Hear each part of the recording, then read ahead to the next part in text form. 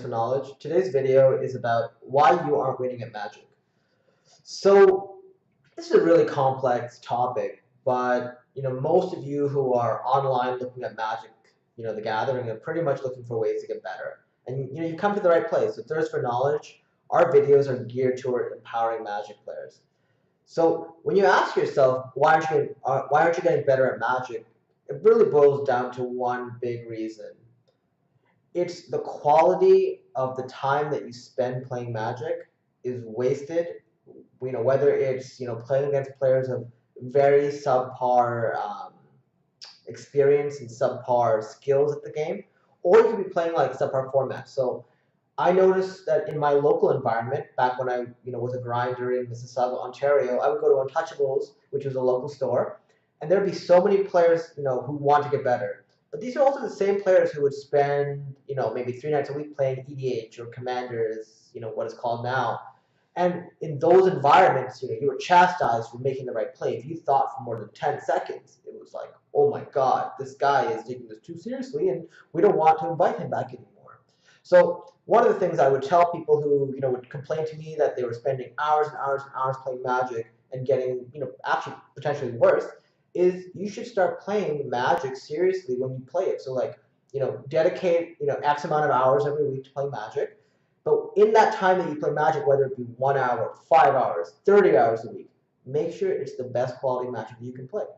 I don't want to hear that you're playing like very lackadaisical and sitting back and I forgot this trigger. But if we were playing a real tournament, I would remember, because the reality is there's a lot of muscle memory associated with Magic, and if you forget here, you're probably going to forget when you're playing in big stakes.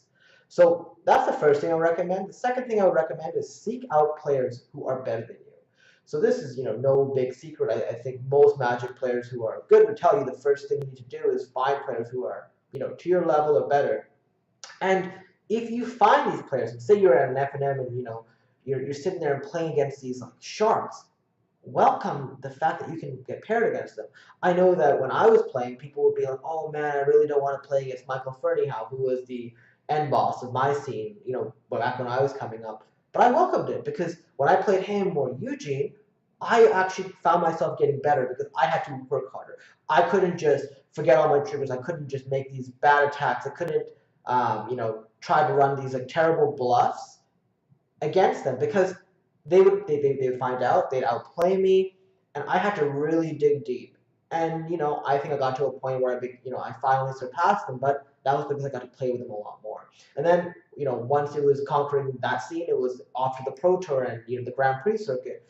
And every single time I played a Pro Tour, I came out of it a way better player. I may not have walked out with a trophy, but I definitely came back as a better skilled player, because I'm sitting there playing against the best in the world. So if you have the opportunity to play against somebody, and when I say play against them, I don't mean you just play back and forth and you play very casually and go, oh, we're gonna play a fun match. No, take it seriously and try to beat them, because you'll notice that you will get better and better and better as you play, because mistakes that would cost you games against them, that you could probably get away with them when you play against a local fish. I'm calling fish just bad players. So there are players that I could just attack my 2/2 into their 2/3, and it doesn't matter because I'm going to make that up eventually.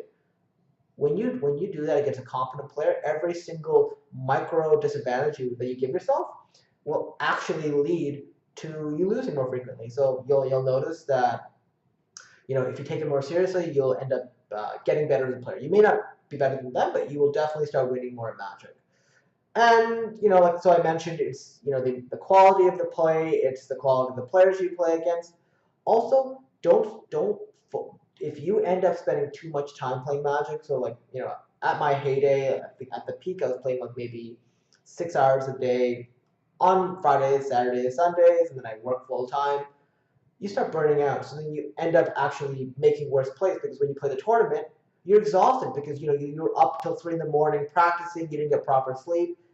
You want to make sure that when you go to these tournaments, you are well rested, that you have a really good deck in your hands, whether if it's constructed, if it's limited, you want to hope that you open very well.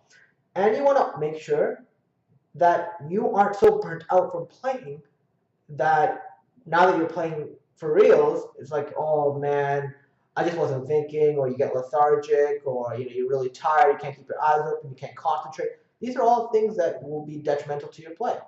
So if you want to get better as a Magic player, do what I said. Go seek out really good players. Stop playing casual formats. When you play Magic, make sure you're playing it seriously. And that doesn't mean you have to be an asshole to your opponents. You can just sit there and like look at Reed Duke. Reed Duke is how I think every Magic player should be. That guy is the nicest person that you can sit across from, and at the same time, you can tell that he's taking every game seriously and he wants to win. Whether you're playing for like 5 cents, whether you're playing for bragging rights, he will sit there and give you, he will try the hardest he can to win because that's what he wants. He doesn't want to, play very casually in one setting and then go to the World Championship and then, those bad habits will start to sink in. You have to make sure that your consistency of play stays the same across every time you play Magic, no matter what you're playing against. I think you should do it always the same, and you'll notice that your pace, not just pace of play, but you'll notice that the level at which you play at will start to improve, and that's what you're looking for. So make sure that you hit subscribe and give this video a thumbs up so you can get more in the future. And if there is anything that you want to find out, ask in the comments below, and I'll make sure to make a video about it. All right, take care, guys.